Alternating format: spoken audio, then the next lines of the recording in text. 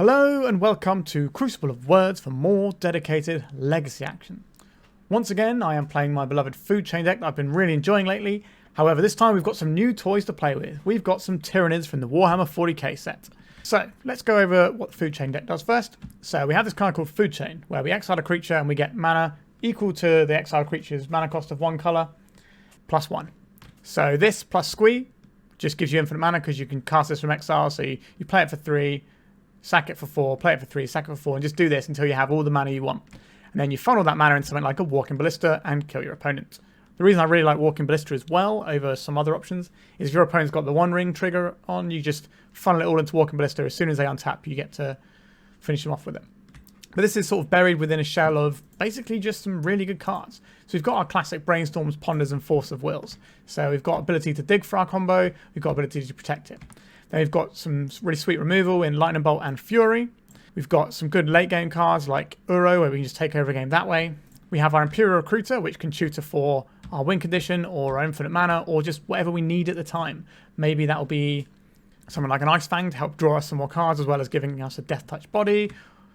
Or maybe it'll be one of these exciting things that I'll talk about briefly in a second. We also have Questing Druid here, and in my opinion, this deck utilizes Questing Druid better than any other deck I've played in Legacy. It's a 2-mana card, so you can play this on 2, turn 3 Food Chain, and then just go off. If you've got like Imperial Recruiter and stuff in hand, you can just go this, sack this, do some stuff, whatever. This is also a creature that becomes infinitely large when you're making infinite mana, because every time you cast a Squee, you're putting a counter on your Questing Druid. So it's just another way of winning the game. And it's card advantage, so you can play this really tight, mid-range, just good stuff deck as well, which is quite nice. Alright, as for these new exciting cards, well, let's get right to them. So Hydroid Krasis we've seen before in this deck. This is just a thing where we can pump a load of mana in and get some good effects, drawing some cards, gaining some life, just having a big flyer. This is also a blue card to pitch to Force of Will. We can tutor for it with Imperial Recruiter, so if for some reason we don't have access to Walking Ballista, let's say it's been thought seized out of our hand or whatever, we can Imperial Recruiter for Hydroid Krasis, draw as much of our deck as we want to, and that should be enough to win the game. But then we have the new cards. So, Mawloc, X, red, green, Ravenous, 2/2. So Ravenous means that when it enters the battlefield with X +1/+1 counters on it, and X of 5 or more, we draw a card. So there'll be 7 mana to get this, but obviously with infinite mana, we can make this as big as we need to. So this is kind of like just another outlet. We can just make one big guy, and maybe that'll be enough to win. But it has a really cool ability. When it enters the battlefield, it fights up to one target creature an opponent controls. If that creature would die this turn, exile it instead. So this is exile removal that we can tutor for with Imperial Recruiter. And we can funnel a load of mana into it, so it's good early, it's good late. Sometimes it's just a 2-mana kill Orcish Bowmasters, and that's fine. Sometimes it's like a pretty solid mid-range card to kill something a bit scarier. And then sometimes it's dump loads and loads of mana into it. Your opponent's got one turn to stop this massive creature from killing them. Pretty sweet. The other card we have here is a blue card, so it pitches to Force of Will. We're playing one of these over an Ice-Fang today. So this is, again, it's Ravenous. It's X, red, blue, but it's a 0/0 base stats. But it has flying and ward 2, so it's a little bit hard for our opponent to deal with. When it enters the battlefield, it deals X damage to any target. So if we have infinite mana, this can just point a load of infinite damage at our opponent's face. So this and Walking Ballista are just 2 ways of automatically winning the game once you've got our infinite mana going. So sometimes we'll have a Recruiter and infinite mana, but we won't necessarily have one of our combo pieces. Now we're slightly more likely to have one of the ways of finishing the game in the Zoanthrope or the Walking Ballista. And yeah, that's the deck. So we're putting some TYRANIDS on the food chain. And if your Warhammer 40k lore is any good, then you know those things love to eat. So this is a match made in heaven. Food chain and TYRANIDS. Sideboard-wise, we've got a bunch of tools depending on how we want to play the game. So we've got a few silver bullets we can find. So a bit of Graveyard Hate and Fairy Macabre. These are all silver bullets from Imperial Recruiter. We have Magus of the Moon to shut down all the land style decks. We have Collector Ouphe to shut down the artifact style decks. This also makes our Walking Ballista less good, but we can still just make a massive creature, and then our opponent probably can't win through a Null Rod. So if they do remove the Null Rod, we just ping them a bunch. And if they don't, this can just turn sideways and get them. Or we can just beat them with like a fair mid-range plan. We've also got an Aether Channeler. I've tried this in the main deck, and I didn't like it in the main deck. But I think in the sideboard it's got a little bit of merit. So this can bounce any permanent, so we can, well, any non-land permanent, so we can wriggle through some problem things here and there. It also draws a card, or makes a 1/1 blocker, so it can do some stuff. It's quite flexible, but can bounce anything, and obviously we're not in colours to exile everything that we necessarily want to. We've also got some Graveyard Hate in Endurance, some Artifact Hate in Force of Vigor, selection of blasts, a couple Fury. There's a lot of creature decks in the format at the moment right now. Being able to just nail them with more Furies seems like a place to be. I've also, one of the Furies got cut for a Mawloc. So being able to bring in the extra Furies and just play a mid-range game with Furies can just, you know, beat a lot of decks anyway. And then we have a Carpet of Flowers. I've sort of gone up and down on Carpet of Flowers in this deck because, yes, we do want to resolve like 3 mana spells, sometimes 4 mana spells, but we have 4 basics that we're fetching relatively often, so we're not getting wastelanded too hard, but it doesn't hurt to have this carpet. I don't have any Veils of Summer today, which may or may not be ideal, but when we've played them before, they haven't felt great in this deck. But we'll see. And that's it. That's the Food Chain deck. Now, the one thing I will say is this deck requires a lot of clicking on Magic Online. When you're playing it in paper, you can just demonstrate the loop once by playing this, playing Squee twice, and go, there's my loop. I'm going to do this until I have a billion manas of each colour. And you can just say that and it happens. However, online we have to click through it. So we're not going to be operating on a billion mana. We're just going to be operating on lethal amounts. Quite often your opponent will scoop, but obviously that's up to them, and we still do have to click through it. So I will be trying to play at a reasonable pace so we have time to click through our combo. I haven't got jammed up by it yet. And for you lovely people watching at home, I can also edit out the boring bits where I click. So it will remain an exciting and action-packed league for you. All right, let's start jamming some Food Chain with Tyranids. Remember to like and subscribe, and let's get chomping. If you're looking to play Legacy on MTGO like me, why not try Card Hoarder? They're a rental service that I personally use, and I found them better than other rental services that I've used in the past. So why not give them a try? Our opening hand is fine, Island Ponder and all that, so we will keep this. Verdant Catacombs from our opponents. And we're going to see some blisteringly fast action here. A Thought Seize. Alright, our hand is pretty Thought Seize proof because we've got 3 cantrips. We don't really care if we lose our Zoanthrope or our Krasis. So if our opponent plays some like 1/1s or whatever, we get to chomp them down with the Zoanthrope. Alright, took the Brainstorm. Makes sense, it's the best card and protects us from future Thought Seize effects. Verdant Catacombs into Swamp. So am I worried about... Okay, we don't need to be worried. We can just fetch on all of our basics here. So this gets us green or red. So this gets us red, this gets us green, this gets us blue. So we can fetch on basics for now.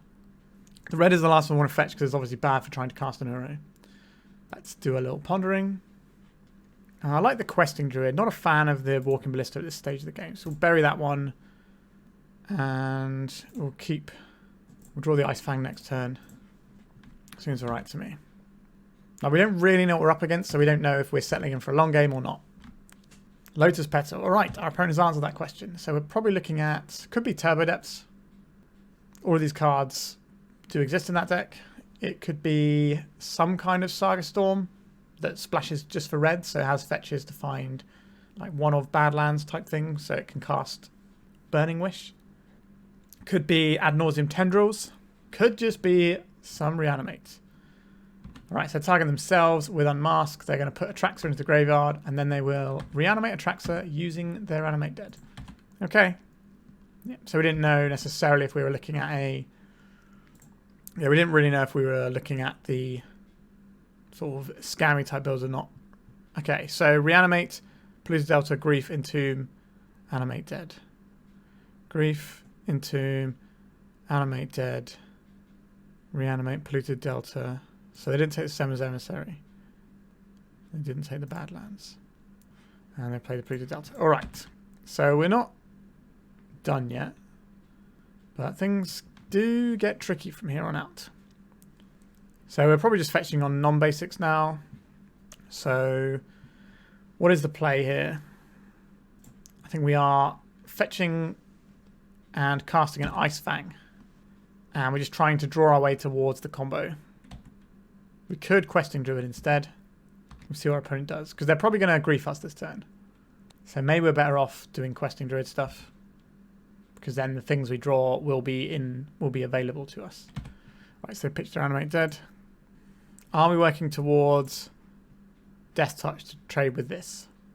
With Entomb Reanimate in our opponent's hand, I don't think that's a useful approach. So I think we're just going to get the Volk here and Questing Druid. Force of Will. Okay, so our opponent doesn't get to Entomb Reanimate this turn, so that's something. So they can't take all of our blue cards. So they hit us for 7, that puts us to 5, and then they kill us on the next turn. So we're going to have to put something in front of the Atraxa. So we're going to need the Ice-Fang or the Hydroid Krasis to do so. Or the Zoanthrope. It also works here. Let's take the Ice-Fang, sure. They're just going to reanimate this. They are not. An Uro. That buys us another turn, if that's what we're interested in. So, probably getting a Tropical Island here. So, if we... So we're not getting attacked by the Grief, actually, because they didn't reanimate it. So we've got a little bit more time to work with. So I think we ponder here. Like, we're going to need some amount of these things, but not like this. So I think there's any order in shuffle. A Brainstorm. Okay, let's cast the Brainstorm. So they're going to be able to reanimate and get us next turn. How do we go about winning this one? So Hydroid Krasis can block for a turn, but they're just going to go and get Archon of Cruelty or something. I think we can probably pack this one in. We need to be careful using our clock because our combo isn't necessarily the quickest to execute. Alright, I would like some Endurances. This Fairy Macabre seemed pretty good. Force of Vigor can hit our opponents, like, animate dead stuff, but I don't think that's where I need to be here. They look like they are, like, classic Black-Red Reanimator. So, Aether Channeler is probably also fine here. Lightning Bolts can hit their plan if they kind of change up what they're doing. Do we want to get rid of Furies here? Because if our opponent reanimates Fury, that's pretty annoying. We don't want to give them good targets to reanimate, so we can probably trim these. I think that means we keep the Bolts to deal with Griefs and Doughty Voidwalkers if they're boarding into that plan. Is Uro too slow here, or is it just a nice way of turning the corner? Hard to say. It's also a green card, so I don't really want to cut that one if I can avoid it. We don't have any additional counter magic that's relevant here to bring in, which is a shame. Mawloc, probably not at its best in this matchup. Like, I guess it's fine. Like, we can use it to fight stuff, but it's going to take a lot for that to work. So we probably trim on that. Obviously keep these, they're blue cards. Maybe just get rid of one of these bolts. We don't know if our opponent's going to sideboard into like Witherbloom Apprentice combo, or if they're going to just board in like Douthies and friends. Okay. Then we keep this one. Brainstorm is always a nice way to start things off. I don't think I'm worried about getting hit by a Magus of the Moon in this matchup. I don't think they're going to bring that in when they saw that we could easily fetch a basic. Now, all our lands are actually for producing mana in this deck as well. We don't have any like tech lands to do other things. We are just trying to cast our spells. Let's just play this. So we've got access to a Brainstorm here to protect from Griefs. I think I am interested in doing a Brainstorm for velocity here. So we're going to want red and blue here, I believe. Let's just do an end of turn Brainstorm. Another Force of Will is nice. We can put one of those on top and have it for our Questing Druid. So we can put Force of Will on top and then a land, and we're going to draw the land. Sure, that seems fine to me. So there's a Force of Will on top of our library, so we play out this Taiga. We can Questing Druid in response. So our opponent, we can let them Thought Seize us, and they basically have to take the Force if they want to do something exciting, and then we can Questing Druid for the next piece. A Grief. Yeah, so we let this one hit. They pitched a Sheoldred. Now, they might take the Food Chain because that represents like broken combo stuff. We're not really at that stage of the game. We're just trying to play a relatively fair game. Okay, so taking this Force of Will, but they know we know the top card of our library. Okay, I think we will Seek the Beast here. Let's just pitch cast this. I think we're getting rid of the Zoanthrope here. Alright, our opponent is cracking a fetch land. Are they going to put a Grief into play here? Or are they just going to do a looting? Sure. Little fluting. What are they going to put in the graveyard? Reanimate, and I'm surprised they didn't just reanimate the Grief there. So we have an Uro if we want one. We can play this Food Chain right now. We can try and Brainstorm into some action. So I quite like playing Questing Druid here and then having a Brainstorm available to us. So we probably just want to get a Tropical Island here. And let's just jam this Questing Druid. So our opponent's got 2 cards in hand. I think we are going to Brainstorm now.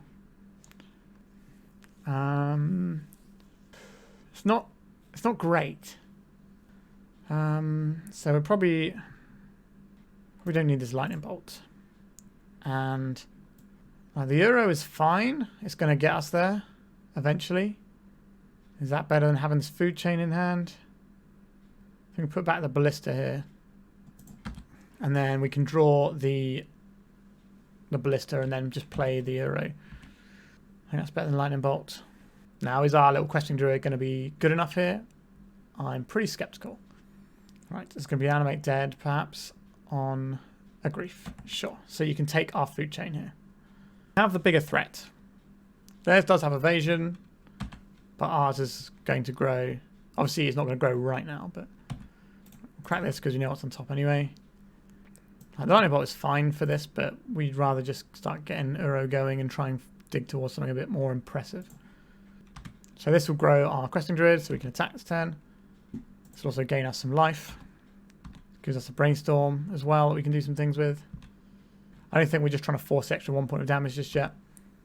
I'd like to know if we need to hide cards. Not that we're really hiding anything with our Walking Ballista, but I'd like to brainstorm in response because it's better to get that selection. Okay, our opponent did not want to do anything there. Interesting. So we can just play an Uro here. So blue, green, green, blue. Doesn't really matter what we exile here because the way our deck's configured. Let's just put the big giant into play. Improves the size of our questing druid. So our opponent could have an Orcish Bowmasters here. Let's crack with the druid. Are they going to be flashing back a Faithless Looting here, or have they got something scarier? Okay, they're flashing back Faithless Looting. That's pretty good for us. That means we're likely to get another turn to deploy some stuff. Okay, Atraxa. I would very much like to untap. Please don't have Lotus Petal Reanimate. They did not. Okay, so we have this Endurance. And that should seal the deal, I would say. Just tap with our guys. So lands to play for free. Just doing Uro things. Right, so block here, they take 4. We just hold up this Uro. Sorry, not this Uro, this Endurance. Our opponent will try and reanimate something. We will in response Endurance. Or if they try and discard us, we will in response Endurance. There's a Dark Ritual. Just going to be a flashback looting. It is. Sure, that's fine. You can put more stuff in your graveyard and let me stuff more stuff on the bottom of your library. Archon of Cruelty. Sure. And a Verdant Catacombs. Unmask, targeting us. Green, green, colorless. Let's just cast this Endurance. Alright, our opponent's had enough. Let's go to the third game. So our opponent didn't board in like the Doughty Void Walkers and stuff. So I feel like that's less of an issue for us. But what are we actually achieving by boarding in any of the other cards? So Mawloc is going to do similar things to Lightning Bolt, but require a little bit more mana to do it. But it's also just another thing if we need to start going up the curve. I think I like as we have it here. I think I maybe want a Force of Negation in our sideboard. There's a little bit more of that sort of effect. Okay, so we've got Graveyard Hate, we've got a Counterspell, we've got an Island Ponder. This is a keep for me. We also have infinite mana as long as we can find more lands, which is basically all our Ponder has to do.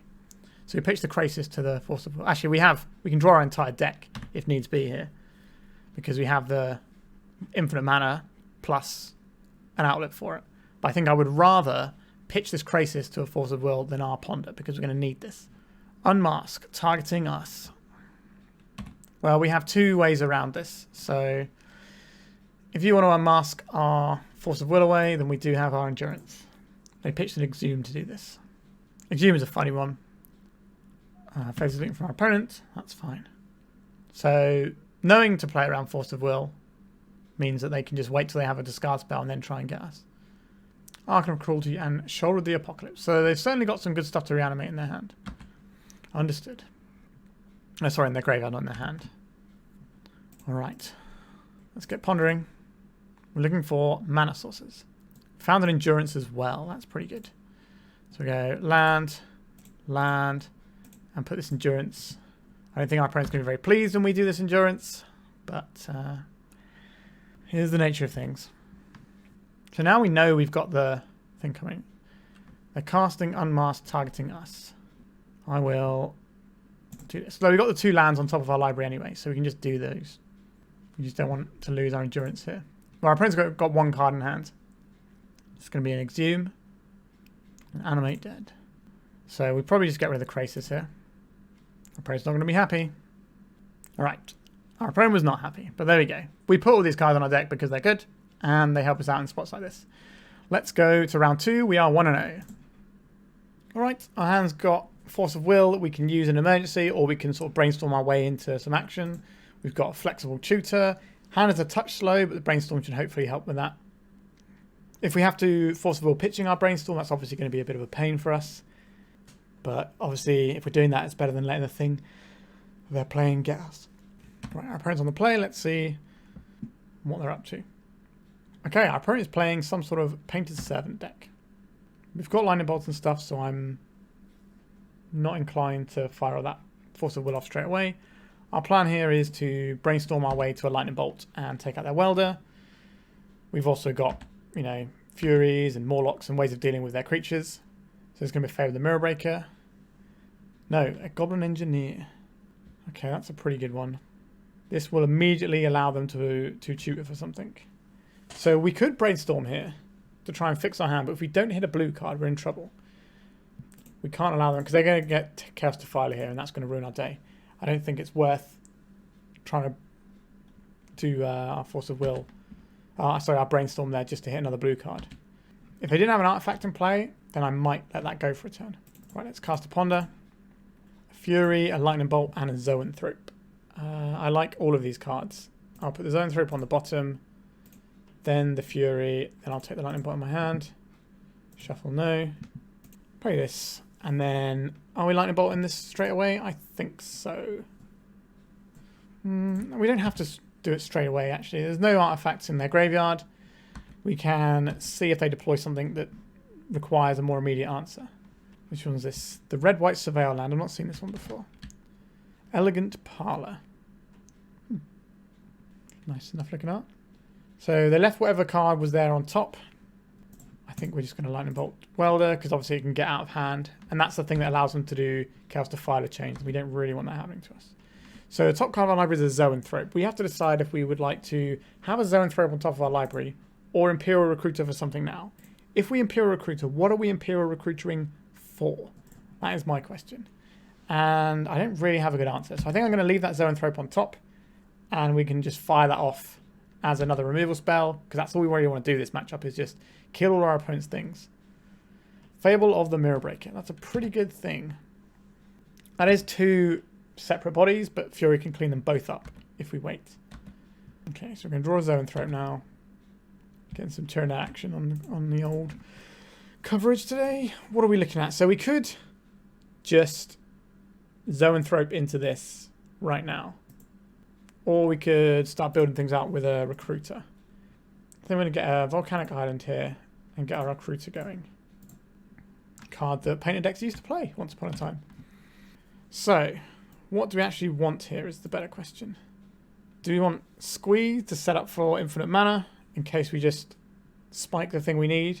I think so. Also, what Squee does is it pitches to Fury without costing us anything, because we can cast this from exile. So we exile it to Fury, and Fury's just done its job for 1 card. But if we can find a land, then... Oh, Enlightened Tutor.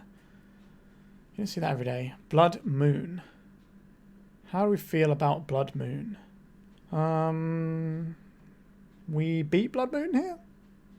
Right? Yeah, we go and fetch a forest, so we can cast Food Chain if we find it. We're shut off from blue mana, which is annoying. But we don't... We can get blue mana from the Food Chain when we're getting there. Let's see what they discard. A Fury and an Ancient Tomb. Sure. Don't see the old main deck Blood Moons very often these days in Painter style decks. Unless our opponent's on some sort of Welder non-painted deck. Alright, sure. You've got a Blood Moon. Yep, and you can get yourself some artifact mana. I will not be blocking here. If we draw Food Chain, we immediately win the game. We did not draw it. So what are we doing here? We can Fury. We can just hard cast a Fury now. We've got the Zoanthrope for later anyway. That's probably fine. We can go tutor for Mawlocs as well. Do I like tutoring for a Mawloc here? And that gives us multiple ways of answering all of their creatures. Yeah, I think that's fine. So we've already got red and green mana, so we might as well just Mawloc it up. We could also get Questing Druid and dig towards some answers to the food chain here. Yeah, actually, I think Questing Druid is the right name here. I don't think we need to kill this things. How much mana have they got? 1, 2, 3, 4, 5, 6. So they might have enough to do everything here, which would be annoying for us. Interesting. So we could have tried to have killed that Goblin Shaman to reduce the amount of treasure they get. Maybe I'm being greedy here. I'm attacking with this. Honestly, don't care. We're just going to clean it up in a sec. Anyway, we can take 2. If they try to paint a combo us, we can play the Questing Druid and try and hit a Force of Will. What is this? A Chaos Defiler. Alright, we will seek the beast. Alright, so this is going to be a little bit awkward for us, right? Because they're probably going to take out our... Oh no, they didn't take out our forest. Okay, that's fine. Oh, this only is non-land, right? Yes, okay, that's fine. Imperial Recruiter, what does that do? Not huge amounts of anything. 1, 2, 3, 4. I don't think we should be getting greedy with our Zoanthrope here. Like this, when this dies, it does the thing. So we could just Zoanthrope this now. And the only thing they can target is our Imperial Recruiter. That does give them a turn of Reflection of Kikijiki. Alternatively, we... Oh no, sorry, we can't Zoanthrope, can we? Because this is... We need the blue mana that we don't have. Interesting. So... If we pitch cast... If we just hard cast the Fury and take these 2 out, they can't copy the Defiler. And that's probably the place for us to be here. Copying Defiler is bad news for us. That's for sure. So, if we can find our basic island, we've got 2 of them, then we can get the Zoanthrope in. And it has wards, so it's not something they get to blow up here. So they can trade Defiler here. Do we take that trade? That takes out both of our things. But we have the bigger clock here. I think we just take it, weirdly. Because maybe they want this in their graveyard. Alright, so our opponent is a painted combo deck as well. Yeah. Just on some different technology. Alright. Found our blue source. Attack for a bunch. Let's have our cantripping massive yacht. Sure, they get to destroy permanents. So they can pay 2 and destroy our Zoanthrope. But we have a 5/5 and effectively a 6/6 in the Fury. Right, taking the Zoanthrope. They don't have to pay actually, do they? Because, okay, so we've also got 3 damage available next turn. We need to not see them play Painter here with the mana to kill us. Alright, we have lethal damage in play. Let's attack. Alright, our opponent's had enough. Good stuff. So this is a matchup where more removal is good. The Hydroblasts are very good here. Fairy Macabre is pretty good, as are these Endurances, as are all of these things. So you've got this whole selection of things that do feel good here. What I don't feel good about is trying to play Force of Will into the 8 Pyroblast deck. So we just trim down on them, and then that should be pretty nice. Are we looking to do our food chain thing? I think we can actually trim some of this food chain, because we should be pretty good in this matchup just with these sorts of tools. We can play a really strong mid-range game versus our opponents. I like the Mawloc. Again, these like blue-green cards are both fine. You know, like our Zoanthrope and our Hydroid Krasis are both doing stuff here. How good do I feel Ice-Fang is? It's fine. Maybe we're trimming some more on these things. It gives us 2 cards to cut. I like the Questing Druid quite a lot. Maybe it's a Krasis here, since we don't even need the blue count either. And then what? So I like having all of our cantrips purely for the purposes of powering out our Uro, which can be a big threat to overcome some of their scary things. Zoanthrope seemed fine. Maybe it's one of the Ice-Fangs. Like Death Touch can be pretty nice here. We're probably going to be fetching out basics since our opponent's shown us into Blood Moon. But I think that's probably fine here. I think this matchup should be relatively good for us. So this hand is very slow. I think we can do better. This hand looks fine to me. We have a choice here. It's probably going to be throwing back the Ballista. I quite like to just make my land drops. Now we've got removal. We've got removal. We're hoping they don't do anything too good on turn 1. Okay, nothing. That's what I want to see. All right. So now we can Hydroblast if they have anything cool. We also got Force of Vigor pitching Mawloc if that becomes useful. Hydroblast is a really, really sweet answer for the Fable, which normally requires a lot more work to deal with, because if it resolves, then you've got 2 bodies as well as the free looting they get in it, so it's a lot of hassle. How do I feel about this? No play from our opponent. Interesting. Okay. I'll play this one out so we can play around Blood Moon. Do I care about this as a Saga popping? That's what they go for here. Nothing. A Painter's Servant. That's an interesting one. In the end step, I think we're Force of Vigoring, hitting these 2 things. And we're going to pitch the Mawloc, I believe. And if they have a Pyroblast, we have the Hydroblast. Alright. That's pretty good progress for us there. We'll play this one out now. I think we're just going to play instant speed here. We could find like a Ponder, but I think we'd want to hold up the Lightning Bolt anyway. So, let's see how we do. A Phyrexian Dragon Engine. Another Ice-Fang, sure. So we're getting all of our basics out anyway. Let's just have the Ice-Fang going here. An Uro, that's fine. I don't think we care too much about this Dragon Engine. Like, we could Lightning Bolt it, or we could save our Lightning Bolt for something like a Painter, or a Welder, or an Engineer, or something that's going to actually do a lot more lifting here. Now, we can afford to take 4 a couple of times, and then just ignore it once we get the Uro in play.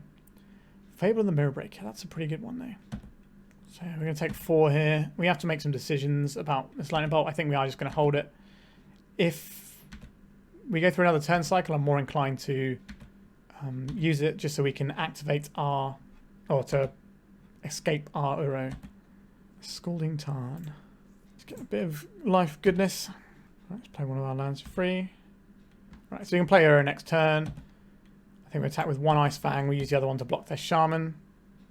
Because we kind of have to respect the combo a fair bit here. And I would like to Lightning Bolt away our opponent's back half of their Fable. Because that's the scary one that copies Chaos Defilers, and that's not a thing I want to happen. A Painter's Servant. Sure. Right, they'd like to evoke this Fury. Sure. So we're going to lose both of our Ice-Fangs here. Our opponent's down to 1 card though.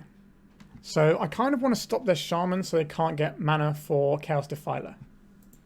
But that does expose us to losing to Painter's Servant. But I think it's the play we've got to make. Yep, so we take 4 here again, but then we get to just untap and put Uro into play. And that will be the biggest thing on the board. We'll gain us some life, draw us some cards. Just all the things you want to be doing, really. Do you want to Brainstorm first? We can Brainstorm and still make Uro. It makes casting things afterwards more difficult, though. Let's crack this. Can we get another Snowcovered basic here?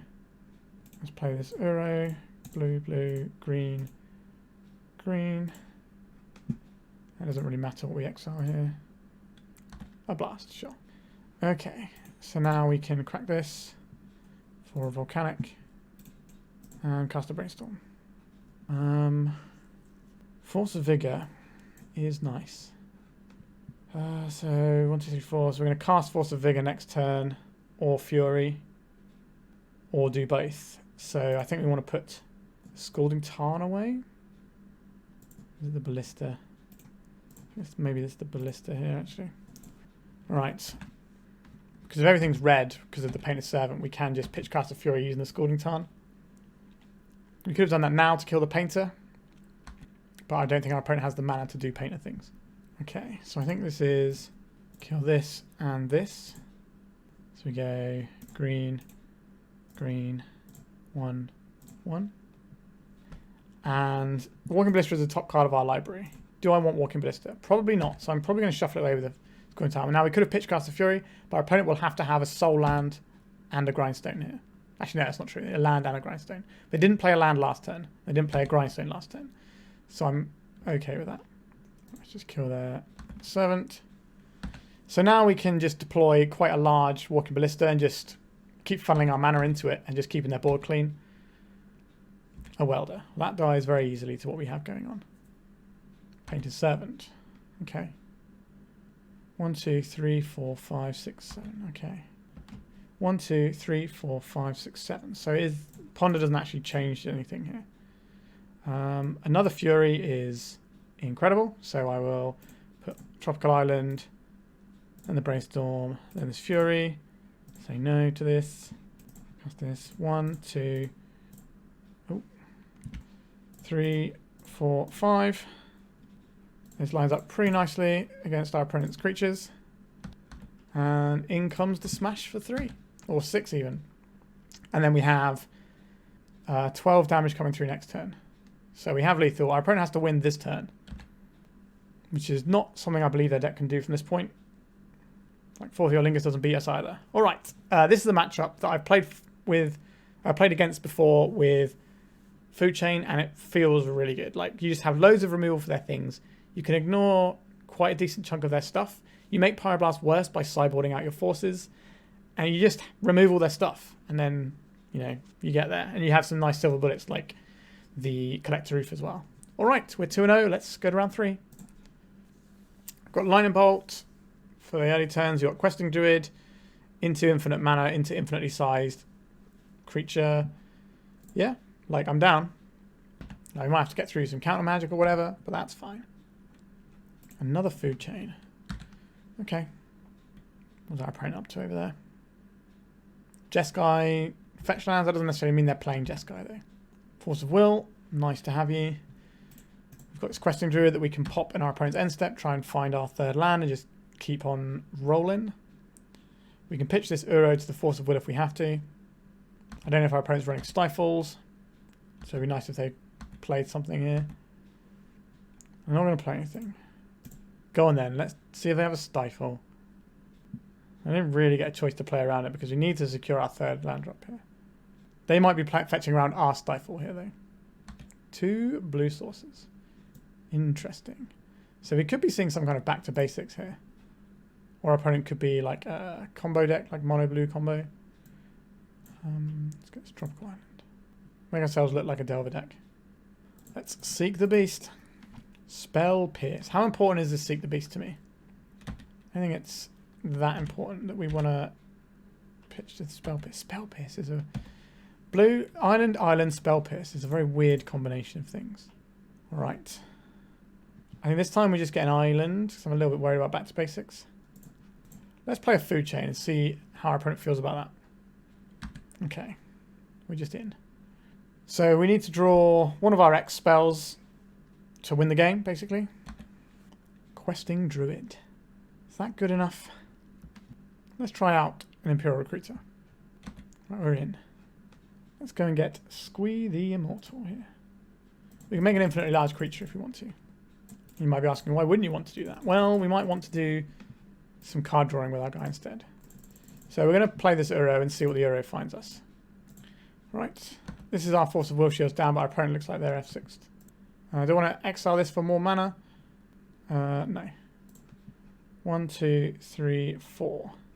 So I don't have enough cards to put this in the graveyard yet, unless we cast this Uro. Again, this is our Force of Will card. We will choose this. Okay, so now we have to go through this rigmarole again, making some mana. Right, so now we're going to cast this Uro. So now we get ourselves an Uro into play. We now have a land to put into play. We can make an infinitely large Questing Druid if that's what we want to do, which I guess is what we're doing.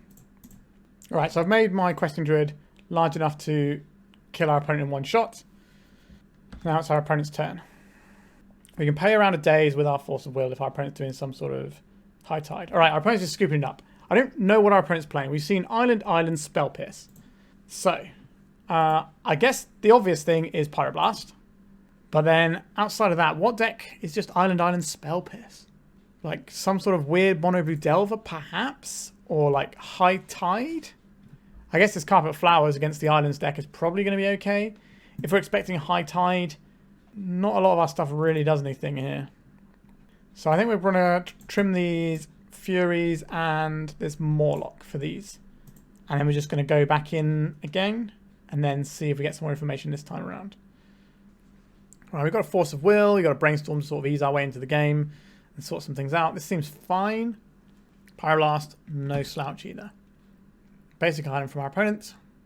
Like, they could be some kind of high tide deck. And the reason they have fetches is because they run Mystic Sanctuary. And obviously it makes their Brainstorms much better. All right, I will take this Island Ponder. Imperial Recruiter is actively useful for us. I'm not convinced we really want this Lightning Bolt though, so we put that on the bottom, then the Recruiter and the Ponder, and we're probably going to shuffle with that next Ponder. I don't mind having a cantrip left over after we've cast a Force of Will, a Brainstorm. Our opponent could be like Mono Blue Omnitel. That's a possibility. So we might need to start holding up our Pyroblast. They're Cycling Law revealed in their upkeep, so they get rid of what they Brainstorm on top. Just another basic island. A Tundra. Okay, so we're not just a straight up blue deck. They can steal that information from us quite nicely. Right, so we play this mountain so we can hold up our Pyroblast. Let's Ponder, almost certainly shuffling this, but we'll see. Food Chain. Okay, I guess we're not just shuffling this one then. So we go this. So no, so we have a land. We don't have the green mana for the Food Chain yet, but we can work on that soon. I'd like to at least be able to assemble the combo. Teferi Time Wrap. Like, if we don't counterspell this, we don't counterspell anything. Is this the Pyroblast target?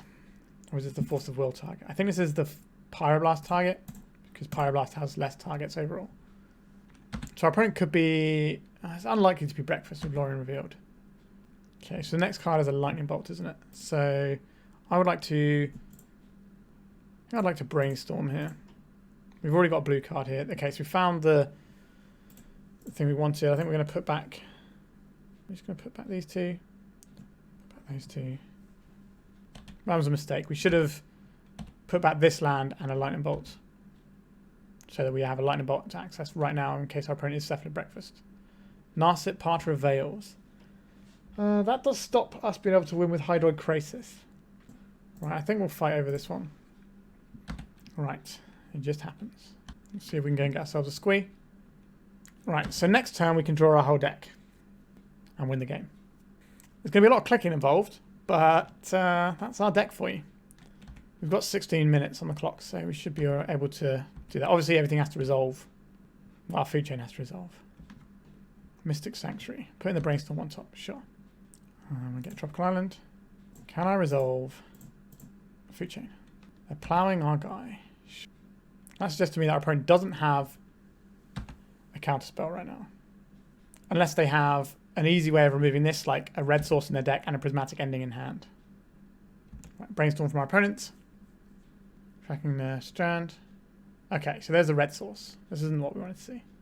Yep. Is this the... There's the ending. Now our opponent's down to 3 cards. We've got a threat that never goes away, and we've got a little card advantage man as well.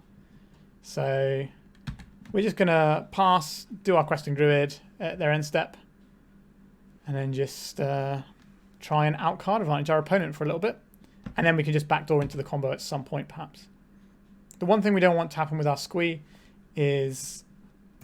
so we're going to seek the beast here first. One thing we don't want to happen with our Squee is our opponent... these cards aren't that exciting. We'll play this as well, though. We don't want it to get Terminus, because then it can come back from being ploughed or binding or Prismatic Ending or whatever. Alright, do you want to bounce our Ice-Fang? Probably not. They do want to bounce our Ice-Fang. Okay, so we can Walking Ballista away their Teferi, or we can Lightning Bolt their Teferi, that's fine too. Wouldn't mind a land here. Not a land. Okay, we're going to go for this. Actually, I think we start off with the Lightning Bolt and see if we can clear the Teferi or not. Okay, if we clear the Teferi, then I think we just take this Recruiter and just take the card advantage. We'll lose the Ballista, but we've got the Zoanthrope to win the game with, and if we draw our whole deck, we're going to win the game anyway. So what do we want here? Probably just more Questing Druids is honestly good. Just wishing for more wishes. So something like... Okay, so this isn't too much of an issue for us. Because infinite damage is significantly more than the amount that they can gain with this. Now, beating us down for 5 every turn, if they can, you know, remove our creatures and do that sort of jazz, that's going to be annoying. But this might be the deck that we played against, that I played on the channel the other day. Alright, let's just cast a food chain and see if we win the game. Alright. Let's cast this guy. Get lost. Destroy target creature, enchantment, or planeswalker. Okay. And we get... What do these do? I don't know what... target creature explores. Okay. Is that... Alright, let's explore. Do I want this Brainstorm? Okay. So we've got another food chain for next turn. Our opponent's only got 1 card in hand. They've got another Mystic Sanctuary. They do not. Okay. So drawing off the top with 1 card. Is it Ponder? Okay, they're drawing 3 cards. Sure. That's pretty good. Gonna crack for 5. Yep. That's fine by me. A Brainstorm. Now we can try and Brainstorm for a Force of Will here. I think that's worth doing. Right, there's the Force of Will. So, what are we putting back here? Guess we don't need this Questing Druid or this Uro. No, we just need to get rid of one of the lands as well. Play this out. And we can just food chain here. You got another Get Lost? They do. Let's counterspell this, pitching the Ice-Fang. Because we can play the Uro potentially. Right, I think we've managed to get through it here. We have quite a lot of clicking ahead of us, unfortunately. I will cut to when relevant stuff happens. Alright, so I've put the Hydroid Krasis on the stack. We're going to draw 25 cards here. So we've got the Recruiter here, which can find us our Zoanthrope. Alright, our opponent kindly wanted to just see the card that was going to kill them. Because they didn't know if we had Ballista in hand or whatever. So we just showed them the Zoanthrope. And we got there. So a win for Zoanthrope. The Ballista is already in the exile zone. So having the Zoanthrope in there as well was actually handy to just close this one out. Obviously, we're going to be winning it from this point most likely anyway. Because we can just put we can just keep playing Uros, which then put all the lands into play. So that then we can lightning bolt our opponent a bunch as well. Although we're not going to be able to lightning bolt them enough here. But we're going to get to cast all the lightning bolts, take out their Triumph of St. Catherine and do all that stuff. Obviously, we just have the win condition right there. So we are cruising again with 3 victories. We've dropped 1 game so far, so not bad. Let's go to round 4 and see if we can keep it going. Alright, we're back again. We have Island Ponder to begin with. We've got some removal. Got a combo piece. This all seems like a happy time for me. Wouldn't mind seeing another land on our first turn. Oh dear, swamp. What flavour of swamp is this? We're getting griefed. With a Dark Ritual, so our opponent's probably on full-on combo, because the Rescaminator doesn't tend to run Dark Ritual. So, yeah, this is interesting. Like, we have 2 answers for a grief in play, and a grief in play, if that's all they're doing, isn't really the end of the world. But if this is just to secure the way for something way scarier, the fact they took the lightning bolt makes me think we're just going to get griefed again here. Sure. Honestly, fine. I don't mind this. We've got ponders. We're going to be all right here. Yeah. Oh, you take the food chain. Interesting. A Mox Opal. Now that is unexpected. What deck runs Mox Opal, Grief, Reanimate, Dark Ritual? Is it more important to ponder or lightning bolt their creature? I think it's more important to ponder here. We can take a hit for 1 turn. That's fine. Beautiful. Look at that. Absolutely love to see it. Do we want... We're probably going to want a green source next day, so we're going to put the rainforests on top. Sure, so next turn we can lightning bolt ponder. A Thoughtseize. Okay. I'm going to take our lightning bolt now. Again, that's fine. We can just Mawloc their grief if we need to. Sure. Like, if their way of winning this game is just to turn grief sideways, then we are not bothered by that. They have 1 card in hand. I'm going to get a Tropical Island here.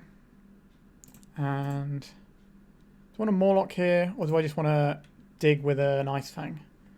If we don't take this out now and it kind of gets worse for us, then that will be annoying. So I think we're just going to Mawloc this now. Get fighting, and we'll pass.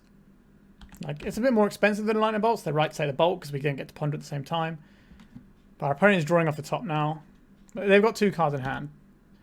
Uncertain what those cards are, but... So, we can ponder here and also deploy our Ice-Fang. Imperial Recruiter. We don't have any spicy bullets for right now. I do like Questing Druid. If we only get one of these, it should be the Druid. That kind of recovers us from where we were. We sort of get the cards back that we've had taken away from us. So we'll do this. Play this. We can go and get a red source with this, which will allow us to play the Questing Druid and Seek the Beast and kind of get things going from there. We could win the game next turn, potentially. There's a Saga.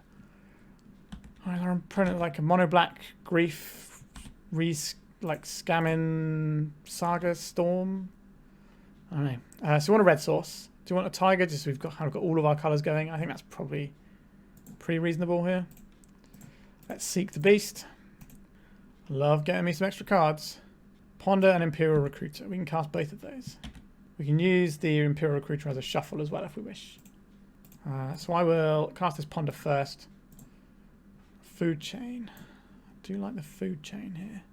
So I guess we go Brainstorm on the bottom, then the Zoanthrope, and the Food Chain.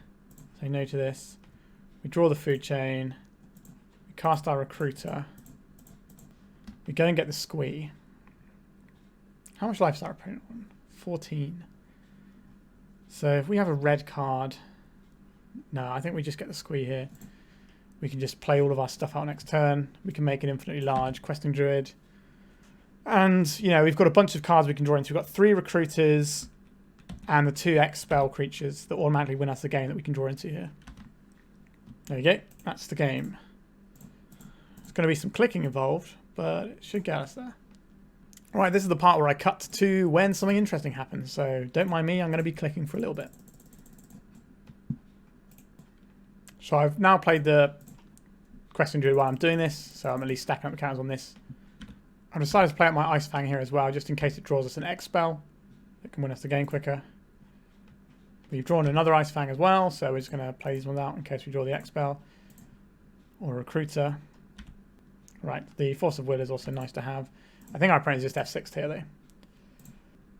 To save time, I'm playing the Krasis for X is 15, and it should statistically hit us one of our things here.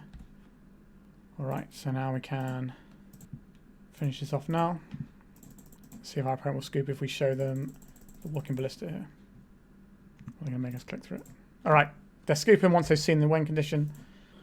Our opponent is allowed to make us play through the whole thing. That's totally fine. That's within their allowances. That's why we have to make decisions about when we're cutting off and just going like, okay, we'll do X is 15 and then show our opponent the win condition and then click through it that way. So, this matchup. So, we've seen graveyard stuff, so we want our graveyard hate. We've seen artifact stuff, so we probably want our artifact hate. We don't really want these Furies because our opponent can reanimate them. That doesn't feel like a great place to be. The bolts are okay here. The Mawloc is okay-ish, but we could probably trim it. I think... are we looking at trimming our combo down a touch? And we definitely want our counterspells here. I do like Aether Channeler to like bounce some sketchy things our opponent could be doing. So maybe we'll trim an Ice-Fang. I like the Questing Druid as well because that's sometimes permission that they can't really interact with. The Krasis is good. Just kind of, it's a blue card. It kind of does what we need it to do. Are we just binning off a lightning bolt? I think we'll try this. We have both halves of their thing. Well, we have either half of their thing covered. Then the rest of our hand doesn't do anything. We're very, very weak to hand disruption. I think we just need to mulligan this. Okay, this is a little bit better. We can probably throw away this Ballista. We've got a Force of Vigor. Okay, so there's Leon on the Void. That doesn't stop anything other than our Uro here. A Shadow Spear. So there's 2 targets already for our Force of Vigor if we want to fire that off. We don't really yet, but we'll see. Alright, we have now a Brainstorm as well. That's pretty exciting. Do our opponents see the Uro? They must have seen the Uro. Bring in the Leyline like that. Because Leyline doesn't impact our combo at all.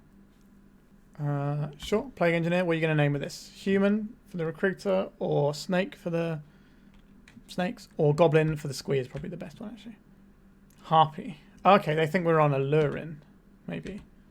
Interesting. So we're going to wait for our opponent to try and equip this Shadow Spear, and then we're going to shoot that creature.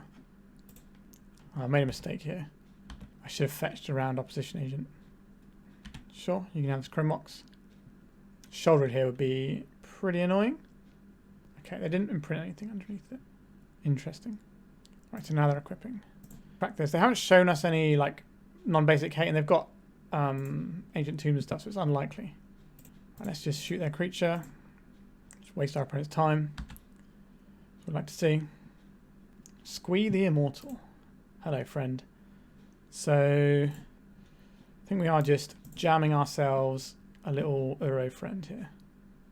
I'll drop here, and I guess we get Taiga as well.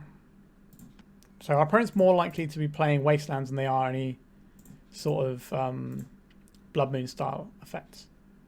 We don't care if this is going to the graveyard, we're just digging in a little bit. So when your opponent's playing Wastelands, you want to have maximize what your colours are, generally speaking. Obviously, you know, if you're only playing unlimited lands and you can't afford to get your mana count in total reduced, then obviously you need to be looking at getting basics. But in a situation like this, we don't want to get wastelanded off of a colour. Do I want to cast this Force of Vigour? We lose our Uro to do so. I think it's worth doing still. And we'll get rid of the Shadow Spear. That's both of our Uros gone though. But we get rid of the Shadow Spear. So the reason we want to get rid of the Leyline is because our opponent might be a Helm of Obedience deck. Because Leyline isn't very good against us, so why would they have it in? They're trying to Helm combo us. Why would they play this Mox like this? So they can beseech it away. That will make sense. We probably lose the Brainstorm here. Okay, they've taken the Squee. That's a mistake because we can replay that from anywhere. I would like to cast a Brainstorm. Okay, we don't really want this. And kind of like all of these cards. So I'm going to put one of the Recruiters on top. And I'm just going to play out our Squee from the graveyard. We've got a threat. It was an interesting choice of Thoughtseize, that one. I don't believe our opponent's played against Food Chain before, which is fair enough. It's a pretty niche deck. A Grief. Okay. Probably lose the Bolt because that provides an easy answer to it. But we can Recruiter up an answer. Alright, just taking the Recruiter, sure. I'm a little bit worried about what this as a Saga could hold. Actually, let's see if our opponent blocks first. I don't think they will, but maybe they will. Alright. We're getting the free value there. So I think we are just replaying this Squee again. Or do you want a Recruiter for something useful? We don't have an answer to this. We do have an answer for artifacts though. I'd rather get that in one go, so I think I'm just going to play the Squee again. And hold up the Lightning Bolt. And then we can Recruiter and cast whatever we're finding off of it in one go. And if we draw a Food Chain, then obviously that changes everything. A Doughty Voidwalker, sure, we can Lightning Bolt this. They know we have a Lightning Bolt though. But I think it's still correct to cast this here. We can't try and make them block because Doughty Voidwalker can't block our creature. There is the Force of Vigour. Do I hit what comes out of this Saga? Probably. Or do I hit the thing they make? I think we just see if they make a token. I'd rather like avoid some potential things that could come here. Pithing Needle doesn't really do anything. Right. So they're making the construct here. And they're going to tutor. And what are they going to find? A Chromox. Are they imprinting anything into this? No. There is a Vault of Whispers. I think we're just going to Force of Vigour these two permanents away. We could go and get Collector Ouphe, but I'd rather further our in-game plan a little bit. Okay, I would like to cast a Brainstorm. See if we can find that Food Chain. Not find the Food Chain. We did find a Force of Will, if that's something we're worried about. I guess I am slightly worried about our opponent having a Shouldered. So we'll just attack. Because they've been looking for this black mana for a while. So I reckon Shouldered is what they're trying to cast with it. So having an answer to that would be helpful. A Dark Ritual. Okay. Is this a Shouldered? Beseech the Mirror. Okay, that's similar but different. Let's just say no to that one. Our Brainstorm was good. Attack here. What are we finding with this creature? Are we getting the fairy just to make sure nothing weird happens? I don't think that's necessary. Are we getting the Ouphe? I don't think so. Are we getting the Ballista just so we can ping our opponent down? I think we're just getting the Zoanthrope or the Questing Druid. Probably just the Questing Druid here is fine. Just gas up again. Find the food chain. Obviously make an infinitely large creature, although that's not really necessary when our opponent's on 8 life. Very macabre. Splash for 3 here. We could fire this off now, but I don't think that's necessary. I think we're just going to fire it off on our opponent's turn. We have got our opponent potentially another draw step. Reanimate, targeting Plague Engineer. They're going to hate me for this. We'll take the grief as well. I've just had it all this game, to be fair. Our opponent can feel a bit hard done by, to be perfectly honest. But I think we are pretty favoured in this sort of matchup anyway, but we have drawn very hot. And it's important to recognise that as well. Alright, there's another piece of hate for our opponent's deck. Should have played that snow-covered island out, really, rather than this. I still think our average hand beats what our opponent's been doing over there, but our hand has been above average. Opponents showing themselves adore the Ancient Tomb. So, we are 4-0 now. We've only lost 1 game so far, but we have still won that match. So we're going into a trophy round. Let's see if we can get it. Alright, our opening hand is reasonable. I would like some red mana, but hopefully the Brainstorm can pick that up for us. I will keep this. We get to begin with a basic island, which is nice. Our opponent's mulligan to 6. We've got a Force of Will, so we can kind of tread water with that a little bit. We can also use our Ice-Fang before Bowmasters can come down. And we can also use our Brainstorm before Bowmasters come down. A basic mountain, interesting. Right, here's our tropical island. I think we are going to see what our opponent's up to. A Goblin Matron, you say? That's going to find some spooky stuff. I'm going to have a little Ice-Fang first. Fury. Okay, that's exactly the sort of card we want in this matchup. Just keep all their creatures out of play. We do need to find a red source, but hopefully this Brainstorm on our next turn will do exactly that. Okay, so they've got a name sticker Goblin. We can bolt that on the stack so it doesn't do anything. A food chain. We are 1 mana shy of killing our opponent, right? No, not quite. Close though. Alright, we need to Brainstorm into a red source right now. Come on, deck. I believe in you. Oh no, I shouldn't have believed in you. Okay, so we're going to have to counterspell Sticker Goblin, I guess. Yuck, this is pretty awkward for us. So food chain can help next turn. So the Euro is going to have to get pitched to the Force of Will. We want a land now and a land next turn. We don't have any red source for this. But if we want a red card to pitch to Fury, I think I kind of want to just play the Ballista so I can ping for 1, as weak as that sounds. But then next turn we can food chain for a bunch of stuff. This is tough. Because one of these cards won't be coming back. Do we need our 4th land? Is the question here. What does the 4th land give us? If we're just playing our thing, I guess we don't need the 4th land necessarily. I guess we can put back the snow-covered island and the bolt. And then we have a red card to pitch to Fury next turn. Play this out. We're not going to play this because we have a kill next turn. We just need to survive 1 turn. Because we play the food chain. This gets us Recruiter. Recruiter gets us Squee. Squee pumps a load of mana into Ballista while our opponent dies. So we have combo next turn. Alright. Let's just say no to this one. And I think the game is ours. Unless they just play... No, Chalice doesn't do it. Oh, Seaman Spirit Guide, they got another one. Okay. We don't need this to hit 6, please. Okay, 5. They got another Spirit Guide. Bombardiers. Are they going to throw anything at us? Or not? We need them to not throw anything at our little Ice-Fang. We're hoping they go face here. Because the temptation to throw 5 damage at us is quite high.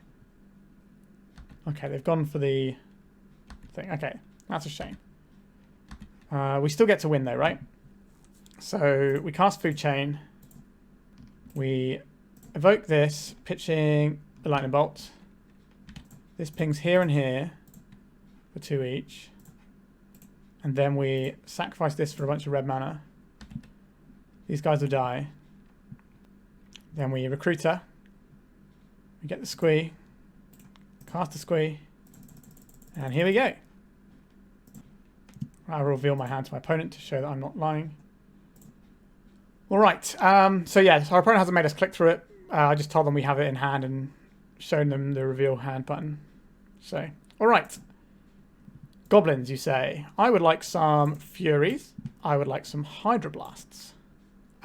Force of Vigor is an option here. You can hit some of their fast mana, and they sometimes play different amounts of prison pieces. So they could shut off things like our Hydroblast and our Lightning Bolts, which are things we obviously want to be using in this matchup. So these are maybes. What in our selection doesn't look great? Our combo is reasonable here. It gives us like a way that we can just get out of the game and just say, no, we just get to win. But I'm not sure if that's exactly where I want to be.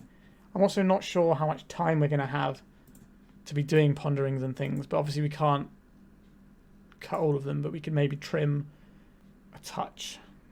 We can trim a ponder here. And looking at here. So this is removal, this is removal. Hydroid Krasis is probably too slow. And then 2 more. Are we just trimming 2 more bits of our combo? Or are we trimming Uros? Or are we trimming Ice-Fangs? Ice-Fangs are blue cards, unfortunately. We've got 7, 8, 9, 10, 11, 12, 13, 14, 15, 16, 17, 18, 19. I cannot trim any more blue cards if I want to cast a Force of Will. Okay, so this is what we're going in with. Kill their creatures, make an Uro, win game. That's an option. Alright. 2 of our best cards, and 1 card that is either good or terrible, depending on Cavern of Souls. We will keep this hand. The Walking Ballista is not unreasonable. Cavern of Souls. Alright, Force of Will is not going to do very much for us. No turn 1 play though. Interesting. We're worried about Blood Moon and Magus of the Moon? Not really. I would just play out this Taiga. So we can Lightning Bolt the Sticker Goblin if they play it this turn, or we can let it hit and then counterspell whatever they play out the back end. Goblin Matron.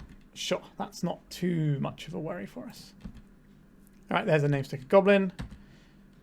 A Brainstorm. Alright, well we have some cards I'm not really interested in having in our hand right now. So maybe doing some Brainstorm action soon could be a good idea, but we need to get through this turn. A Chrome Mox. Are we counterspelling this? What does that do for us? I'm okay for them to put 2 cards into this, because we're just trying to tread water enough that we can... Alright, so this is the Sticker Goblin that they're going to try and get into a Muxus with. That's the aim of this Sticker Goblin. So I think this means we are Lightning Bolting this with the trigger on the stack so it doesn't generate the mana. We will need to find another red card, but that's what our Brainstorm is hopefully going to do for us. I will do a tempo Brainstorm at end of turn, because we're probably going to be quite tight on how we're using all of our mana. So the reason they've done it that way is so that it's not the Muxus that gets counterspelled. Because the Muxus will be on counter, and that's the thing they care about. And if we hit the Sticker Goblin, then it just slows them down.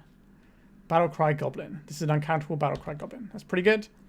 But we have some options to deal with this. Right, we're going to take 1 from the Matron. Our opponent's got 2 cards in hand. One of them is almost certainly a Muxus. Let's crack this. And I think I want to get a basic island here. Is that going to jam us up down the line? I don't think so. Let's do this end of turn Brainstorm. I heard you like Questing Druids, eh? Yikes. So if we put Fury on top, then there's a chance we can draw a different red card to pitch to Fury other than our Imperial Recruiter. But then we have to cast the Questing Druid at an awkward time. Yeah. I don't think this Force of Will is actually going to do very much. So I think we're going to put the Force of Will back. And then we'll draw our little friend here. Play this. So we're probably cracking this. We're going to go get Squee and pitch the Squee to the Fury. Do we want to get a green source here? Makes it hard to cast Fury later on, but I think that's still fine. Sure. So we get ourselves the Squee. And we pitch cast this. That gets rid of some of their things. Okay. So our friend's got 3 mana over there. So they would need to have Soul Land and Spirit Guide to put Mux into play right now. Or a Name Sticker Goblin, sure. 5. Uncountable Muxus? Yeah, okay. We suspected they had a Muxus. How bad is this for us? Broadsides on Bombardiers and Namesticker Goblin. Namesticker Goblin doesn't have anything to do with its mana. But the broadside can attack us. And they can throw the Muxus at us for 8. So they'll deal us 10 damage right now.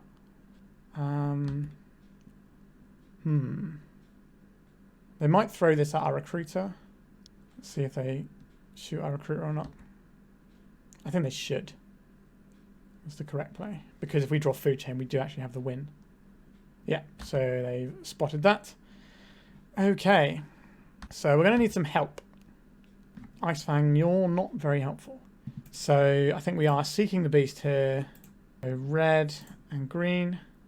Is that right? Like, it doesn't matter. We need to find, like, Fury and some other stuff here. Okay, Lightning Bolt. That's part of the problem answered. But, so this is 1, 2. So this basically deals 4 damage because both these get pumped, right? So this is 4. This is 5, 6, 7, 8, 9, 10, 11, 12, 13, 14, 15, 16, 17, 18, 19. If we block this, which we can't do if we don't Lightning Bolt. Yeah, our opponent's got us here. All right. Am I more inclined to have the food chain now, just so we can have a way out of this game? I think maybe I am. And I don't think I want these Force of Vigors, looking at how this played out. Would I like these Imperial Recruiters back? Yes, I would. What are they replacing, is the question. Is Ice-Fang a little dirtly? We can't really board out blue card. Maybe the Questing Druid is a little bit dirtly. Like, we do still need Force of Wolf when they don't have Cavern. We do need a way to actually survive. All right, deck. I believe in you. Hydroblast is good. Ponder is good. All right, we have to decide how we're playing this game, though. I think we have to leave open Hydroblast as early as turn 1. We don't just want to get spanked straight up. Right, opponent's mulligan to 5 cards. Okay. So you're saying there's a chance. Right, I'll play out this Volcanic Island and pass. Next turn, we can ponder whilst holding up Hydroblast. And then after that, we can do some other bits and pieces. So we're going to see a turn 1 play here. Must be. Summon Spirit Guide, a Goblin Rabblemaster. I think this is worth counterspelling. Ice-Fang. I think I'm more inclined to ponder, and if I ponder, I want to do it off of a tropical island to hold up the possibility of lightning bolts. That's infinite mana in like 2 turns' time. Is infinite mana into 2 redraws and an Uro good? It's not bad. I think we bury this and put these on top.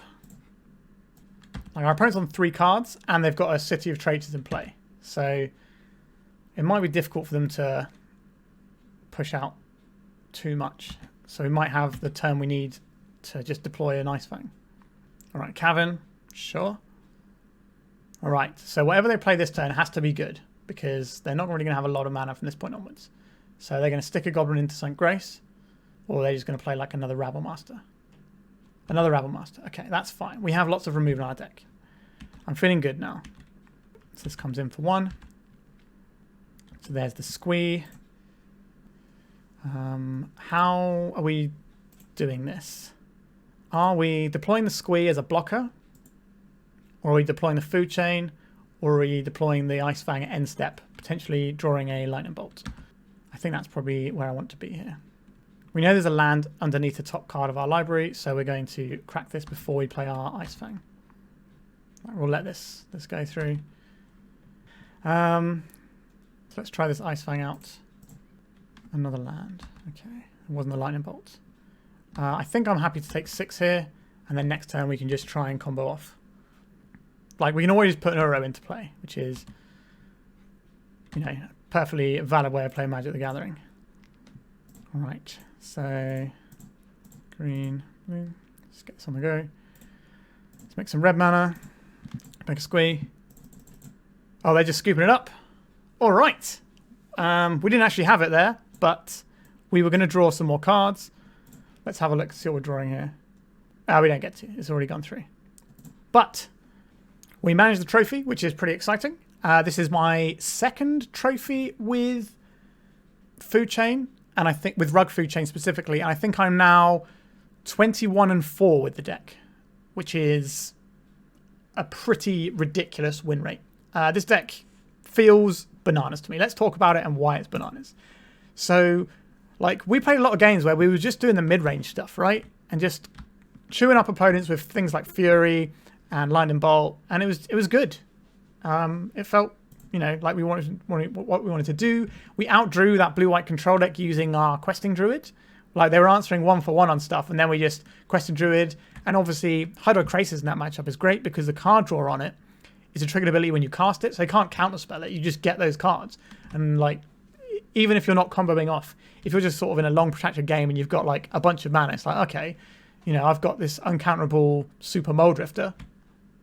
Well, not uncounterable, but the card draw is uncounterable, which is pretty useful, I would say. But yeah, this deck can kind of pivot from sort of mid-rangey resource trading into just winning the game out of nowhere. And that is a very powerful thing to be able to do with the deck. Like, part of my concern with this deck is the low blue cards for Force of Will. So we've got 8, 9, 10, 11, 12, 13, 14, 15, 16, 17, 18, 19, which is about the lowest I would ever go for Force of Will cards. So I know some people run 18, and I think that's a little sketch. But that's why when we cut one Ice-Fang to fit in a new card, it had to be a blue card. And what I will say is Zoanthrope did the work here. Like, the Zoanthrope, we did win a game because we had Zoanthrope. We'd exiled our Walking Ballista, but just having two ways that we can just say, you lose the game now, was actually pretty good. And we did fire this off with some removal at some point. We Mawlocked a creature, so that was removal too. Absolutely love this deck. I have this deck in paper, including the Zoanthrope and Mawloc, and I'm somewhat in love with it, to be honest. This is my second favourite deck in Legacy, my first obviously being my beloved Green-Black Turbo decks, but this is really running it close, to be honest. And playing it in paper is going to be fun because I won't have to click through a million times to make our combo happen. Nevertheless, you know, I was pretty happy with how it performed today. Sideboard-wise, like, our tools all came in handy at various times. I think we bought it in the Channeler once. We bought in this. We bought it in our blasts. Bought in the carpet. Yeah, we bought it all in at various times, I think. I'm not sure about the Magus. I think that was the only one we didn't bought in. But I've definitely won games purely off the back of just going and finding Magus with Recruiter. And just really rinsing your opponents. Because they don't necessarily expect it from a 3-colour deck either. You can really catch some people out. So I think this is actually, of all the decks I've played on my channel for more than one league, I think, or for more than 2 leagues then, this is the highest win rate of any deck I've played. So do with that what you will, but I think this deck is fantastic. And as you know, having watched this video, the thumbnail and stuff doesn't spoil when I win trophies, so I'm kind of relying on you lovely people to enjoy the experience more because you don't know how it's going to pan out, and it makes it more exciting to watch. But I do lose a little bit of traffic from not putting trophy undefeated league on it, sort of thing. So if you can help me by pushing my content to other people, I really appreciate that. It means a lot to me, and I think getting the better view experience is, at the end of the day, a better thing to do. And it's what the people want, so why not give them what they want? All right. I think we're done with this one. I don't really have much to say. I'm just absolutely ecstatic that I managed to get to kill some people with some Tyranids and have another trophy to my name with Food Chain. All right. Remember to like and subscribe. It really does help the channel. And thank you so much for joining me on this one. As you can tell, I'm in a very good mood now. All right. Thank you again, and goodbye.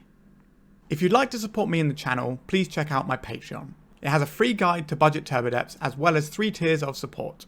A low cost one that enters you into my monthly raffle for a free donation deck on the channel, a mid-tier subscription that gives you access to my detailed turbo depths guide that is updated every month as well as regular articles, and lastly the higher tier gives you all of the above as well as a monthly donation deck for my channel. If you're interested in supporting the channel this way, please check out the link in the description.